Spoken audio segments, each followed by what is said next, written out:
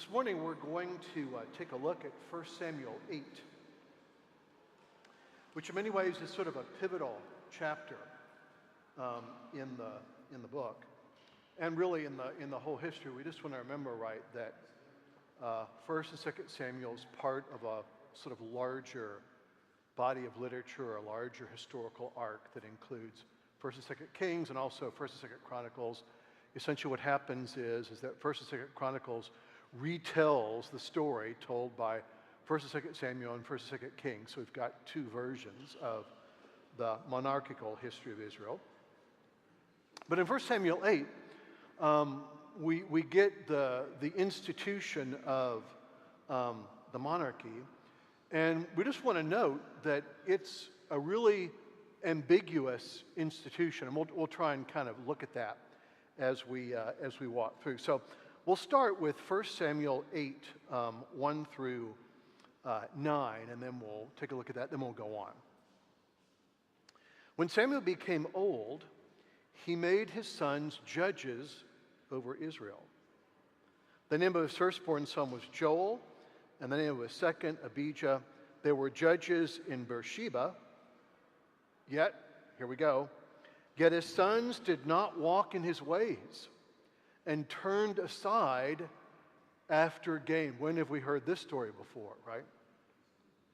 They took bribes and perverted justice. Then all the elders of Israel gathered together and came to Samuel at Ramah and said to him, and this see how you would react to this. Behold, you are old, and your sons do not walk in your ways. Now appoint for us a king to judge us like all the other nations. But the thing displeased Samuel, and they said, give us a king to judge us. And Samuel prayed to the Lord.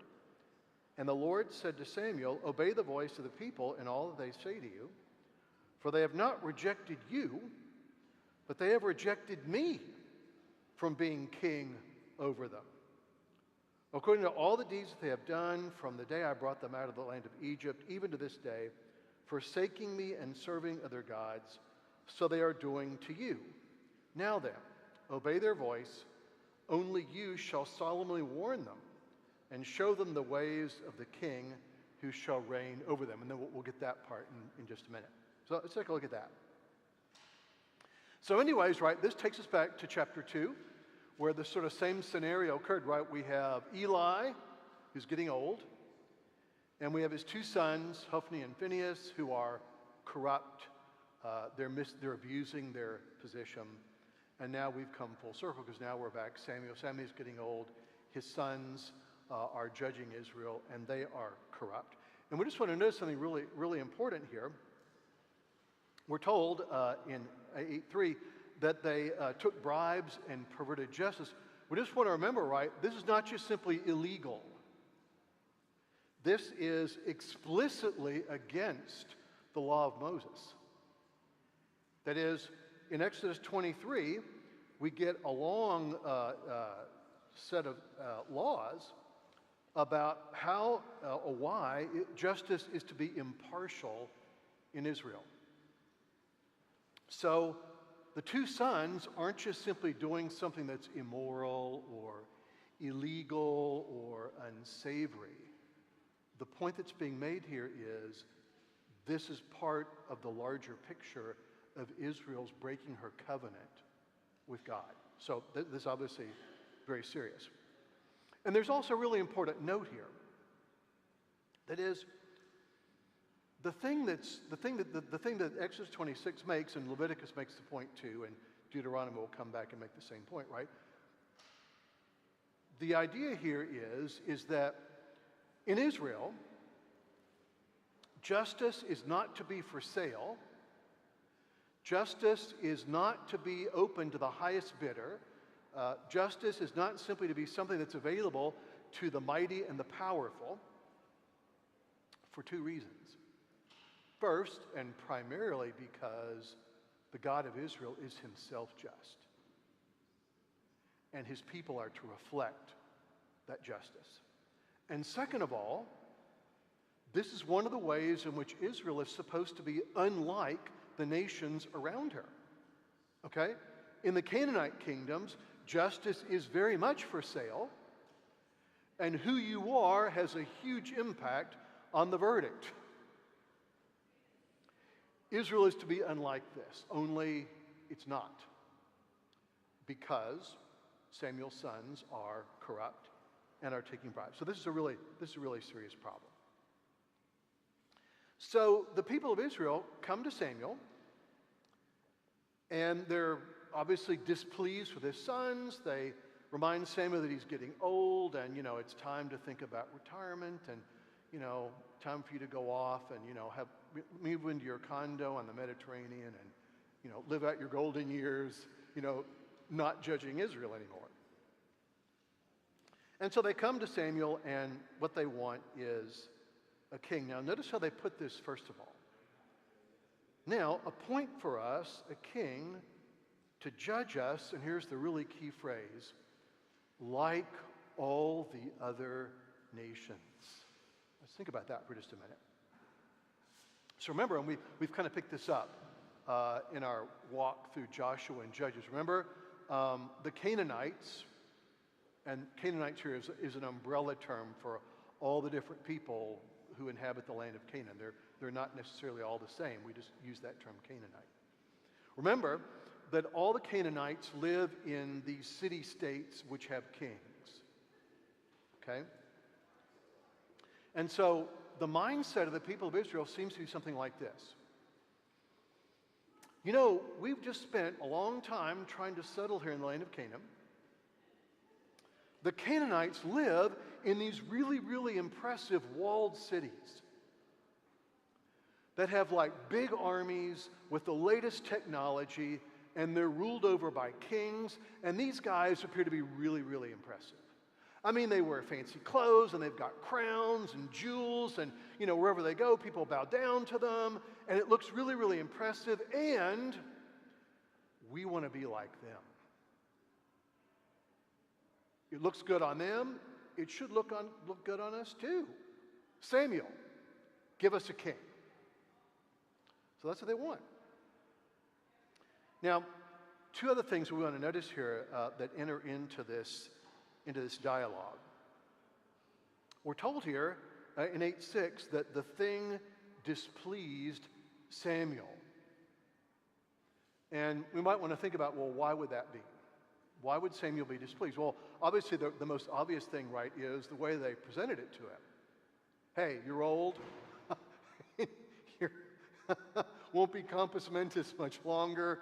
Retire and, give us a king to succeed you. Goodbye. So obviously that's displeasing. But I think another possibility is at work here too. Samuel could also be displeased, not because they're trying to get rid of him. But we also, I think, get the idea that the idea of a monarchy is displeasing to Samuel as well. And as the story unfolds, we'll see that that's in fact the case. So that's one thing. The second thing is what God says to Samuel. Here's what God says to Samuel in 1 Samuel 8:7. God says, "Obey the voice of the people in all that they say to you, for they have not rejected you." Don't feel sorry for yourself, Samuel. "But they have rejected me from being king over them." So let us stop and think about that for just a minute. That is, there are sort of two distinct thoughts about the monarchy in 1 Samuel, and we'll have to deal with both of them. The first thought is the one we're getting here. Here, the monarchy is an institution which God did not want, and in fact is a representative of the people's sin against God because they're rejecting him as being king. It's something that people want so they can be like the nations around them because they want to be like the nations around them in lots of ways. And so the monarchy isn't merely a bad idea. It's not merely like a bad political decision. It is a sin against God. That's one view. Now we'll see later on that another view kind of enters in. And that is the monarchy was God's idea. So we'll have to we'll have to kind of think about these two really opposite things and how they do or don't go together. But let's take a look at the first one for now. Now, one of the things we want to take very seriously is the idea that ultimately, and this will be, I hope to show you the importance of this in just a minute. Ultimately, Israel's real king was and could only be God himself. This comes out in a number of ways. One way, I think, or a really good accessible way, is to take a quick look at Psalm 99. I think this puts it in a way that is easily understandable and easily accessible. So here's Psalm 99. The Lord reigns, let the peoples tremble. He sits enthroned upon the cherubim, let the earth quake. The Lord is great in Zion. He is exalted over all the peoples. Let them praise your great and awesome name. Holy is he. The king in his might loves justice. You have established equity. You have executed justice and righteousness in Jacob. Exalt the Lord our God. Worship at his footstool. Holy is he. So notice here that Psalm 99 makes the really important point that God isn't just simply the king over Israel. He's the king of the whole creation. And that all peoples, not just Israel, are to praise him and exalt him and to acknowledge him. Therefore, God is king, capital K. And therefore, in this way of thinking,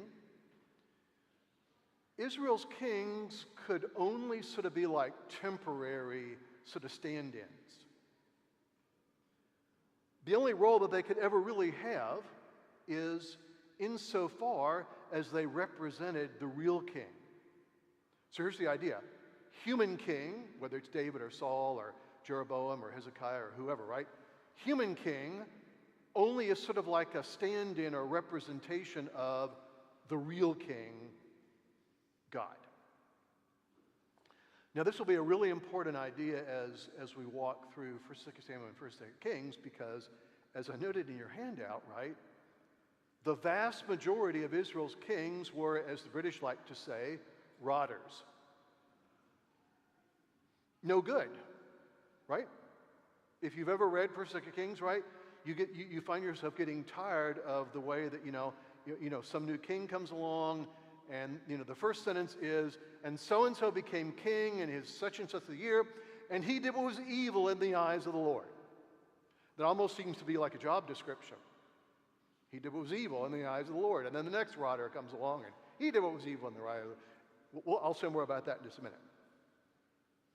That is, I think there's a sense here, right, as we're getting the beginnings of the monarchy, we're getting a sense here that however the monarchy comes about,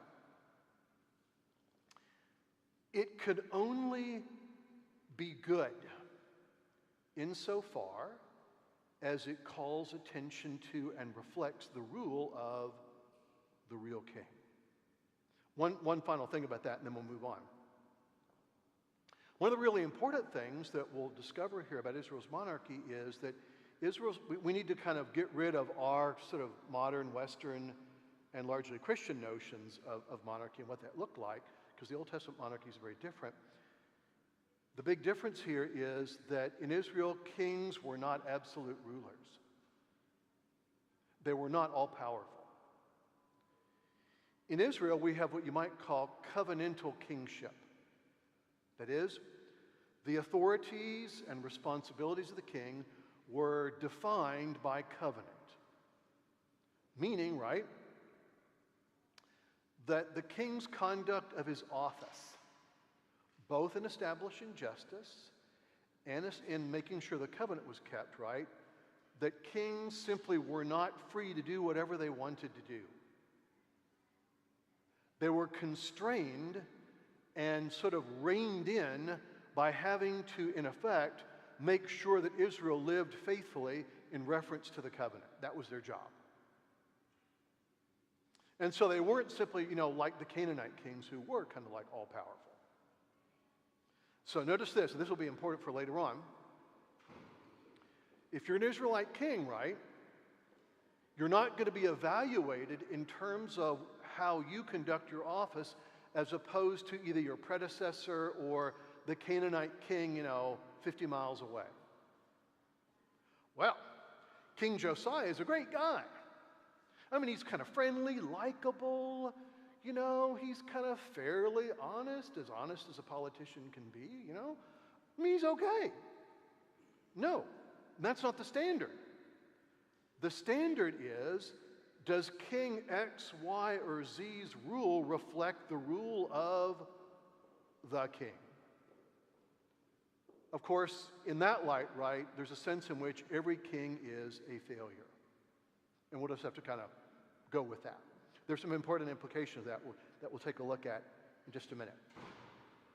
Now, I want to emphasize, once again, this idea of God being the true king because it's something that gets played out very strongly in the New Testament. So here's part of Revelation 4, just to kind of show you this theme gets very much emphasized in the New Testament. It's John's vision of the heavenly throne room. I'll read just part of it to you so you get the idea. After this, I looked, and behold, a door standing open in heaven. And the first voice that I had heard speaking to me like a trumpet said, "Come up here, and I will show you what must take place after this." At once I was in the Spirit, and behold, a throne stood in heaven, and the one seated on the throne. And he who sat there had the appearance of jasper and carnelian. Around the throne was a rainbow that had the appearance of an emerald, and around the throne there were 24 thrones, and seated on the thrones there were 24 elders, clothed in white garments with golden crowns on their heads. From the throne came flashes of lightning, and rumblings and peals of thunder. Therefore, and before the throne there were burning 7 torches, which are the 7 spirits of God, and before the throne there was a sea of glass like crystal. And then here's how the chapter ends. All the 24 figures who are sitting on the throne continually are worshiping God, and here's what they say. "Worthy are you, our Lord, our God, to receive glory and honor and power, for you created all things, and by your will they existed and were created." Now, really important point here, right?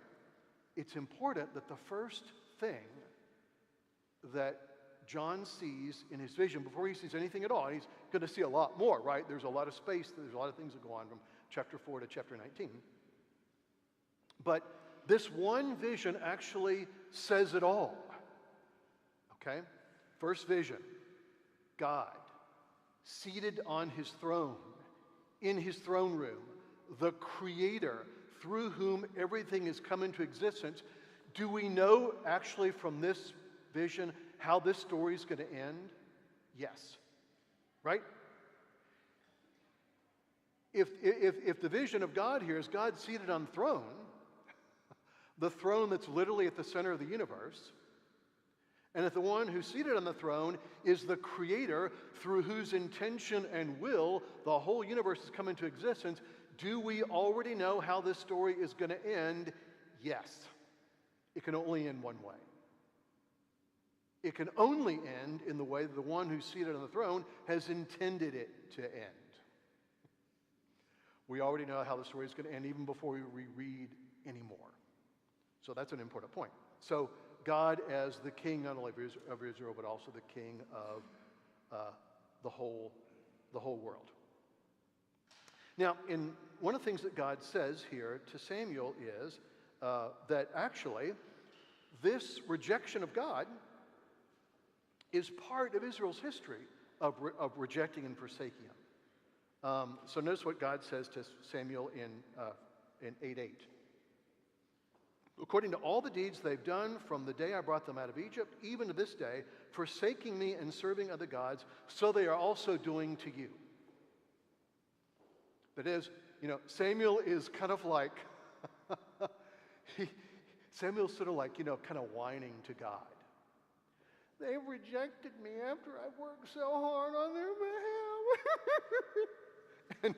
and basically God's not like really pastoral about this. God says basically, Samuel, get over it. They've just done to you what they've always done to me. Right? Ever since I first brought them out of Egypt, right? It's been this whole history. Rejection, rejection, rejection, rejection, rejection. And of course, the thing that God mentions here, and I think this is significant, right? Remember, the first thing the people of Israel do when they cross the Red Sea and they look back and they see the whole Egyptian army like dead on the shore of the Red Sea from having been drowned. And remember what that first thing they say. It's not, hallelujah, thanks be to God for this great deliverance, or wow, look at God's amazing action, or anything like that. Remember what they all say? There's no food out here. That's their thanksgiving. And so God says, duh. I mean, this is what these people have been doing since day one. Lack of gratitude, rebellion. And by the way, I think this is a good way of getting a handle on the biblical notion of sin. That is, we tend to think of sin primarily as, immoral or wrong actions, and that's certainly part of it.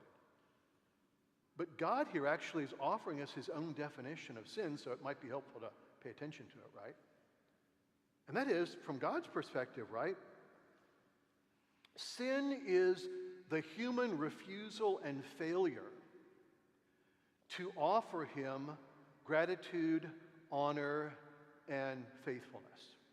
That's what sin is. It's the human systematic refusal to do those things. And so God's saying to Samuel, get over it, Samuel.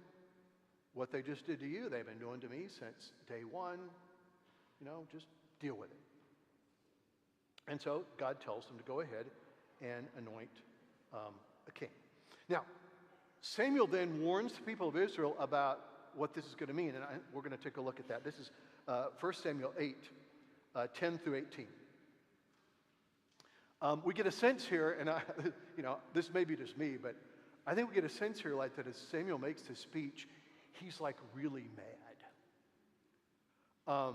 It's kind of like, and I'm sure you've probably all had this experience, where somebody comes to you and says something like this: I hate to tell you this, but when you know they don't hate to tell you this at all.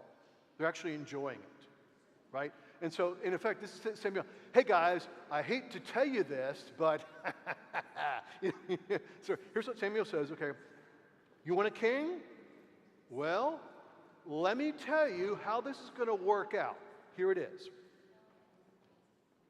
So Samuel told all the words of the Lord to the people who were asking a king from him. So here it is. He said, these will be the ways of the king who will reign over you. He will take your sons and appoint them to be to his chariots and to be his horsemen and to run before his chariots.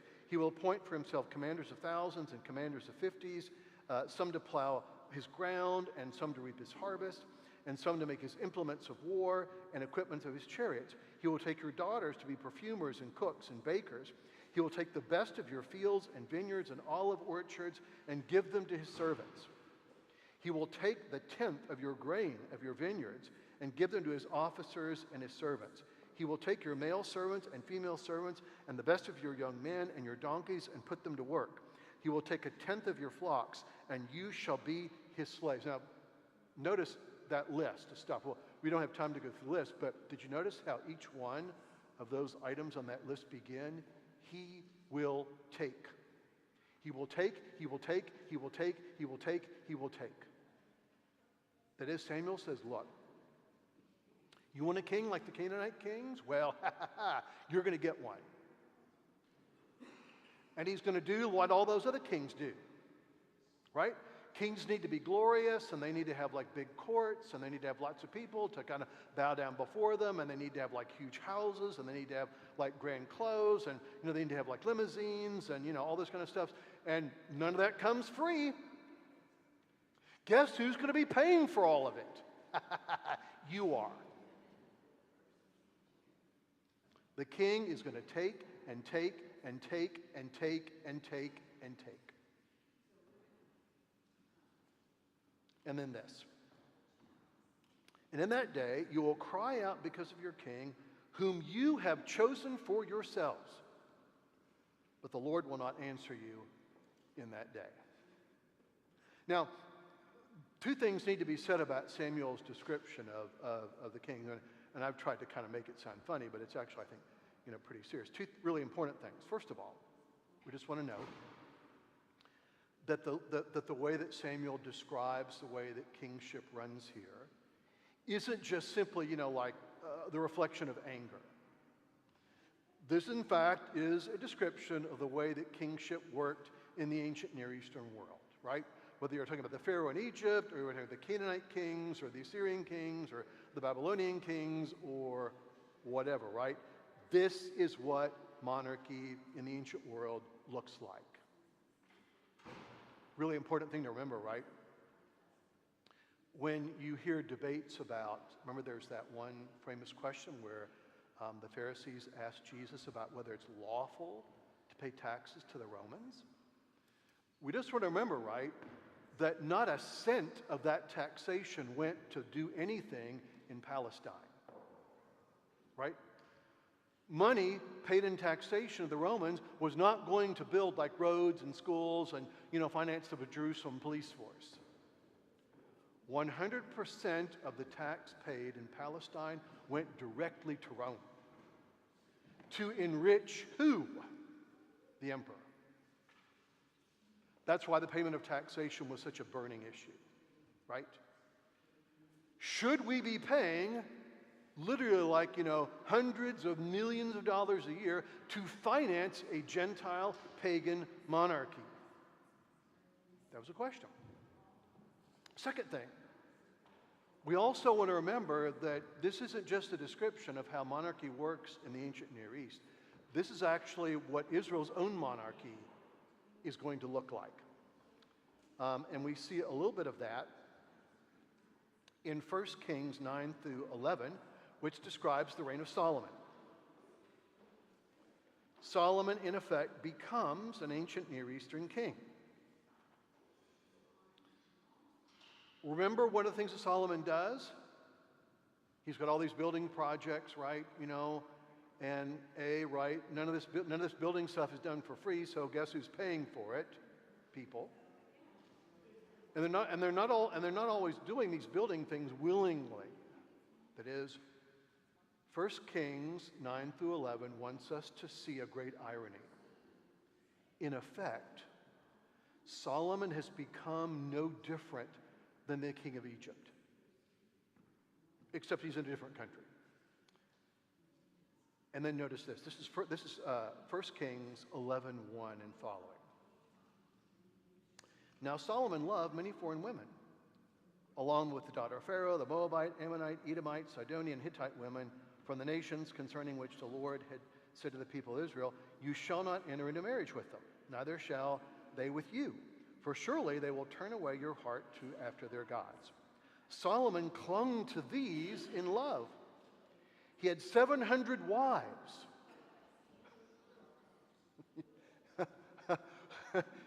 And a whole staff of marriage counselors who were princesses, and 300 concubines, and his wives turned away his heart. For when Solomon was old, his wives turned away his heart to other gods, and his heart was not wholly true to the Lord his God, as with the heart of David, his father. And then we get a list of some of the things that Solomon does. One of which was Solomon began to place images of Canaanite gods and goddesses in the temple. In the temple. That's how bad it gets. So what Samuel says here isn't just simply like, sort of like doomsaying, or it's not a scare tactic. It actually happens. Now, I think there's something really important going on here that we don't want to lose sight of, and this is where we'll stop. I think that one of the reasons why the New Testament wants to present Jesus as an unkingly king is for precisely this reason. Let's look at two examples of it. One example that I think is really telling is in the account of John's account of Jesus' trial before Pilate. In John 18:36, Jesus is asked by Pontius Pilate, and this is a trial, right? It's not just, it's not, Pilate's not saying, hey, Jesus, I've always wanted to meet you. You sound like an interesting guy. Can you share your theology with me? No. Pilate says to Jesus, his first question in the interrogation, are you a king? That is, this is not a polite question. The question translates here as, are you a revolutionary? Remembering how revolutionaries end up in the Roman Empire, nailed to a cross and dead. So that's in the background. So in response to this question, Jesus tells Pilate, yes, I am a king, but my kingdom is not from this world. And by the way, some English translations say, my kingdom is not of this world. Technically, that's an okay translation, but it conveys the wrong idea. It conveys the wrong idea that Jesus' kingdom is simply spiritual. Jesus saying, yes, I'm a king, but my kingdom is not from this world. That is, my kingdom isn't generated by Rome. My kingdom is not generated by soldiers. My kingdom is not a product of force or coercion. My kingdom is not from this world, but my kingdom is from beyond it. I am the King, capital K. My kingdom is not from this world. My kingdom is from me. There's one thing, right? Jesus, in effect, is sort of like an anti-king king. He doesn't have a crown, doesn't have a throne, doesn't have courts, doesn't ride in a limousine, doesn't have a palace, blah, blah, blah, blah, blah. Dies on the cross. Second, I think the second thing that we can, way that we can see this is in a really dramatic way. This is Philippians 2, 1 through 11. Paul says something here that I think is really, really important. Something that, most of us probably know this verse, but we haven't kind of let it sink in the way that it should be. So here's what Paul says. I'll just for the sake of time, I'm going to edit it down slightly.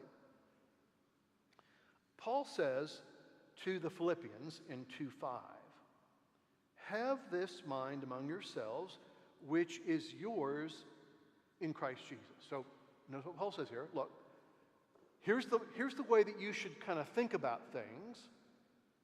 And I'm not telling you this along the lines of, get your acts together and get your mind straight, for heaven's sakes. No. You already have been given the capacity to think this way in Christ Jesus. So now use it. So here it is. What is the mind of Christ? Well, Paul gives us a really dramatic and detailed description. Here it is.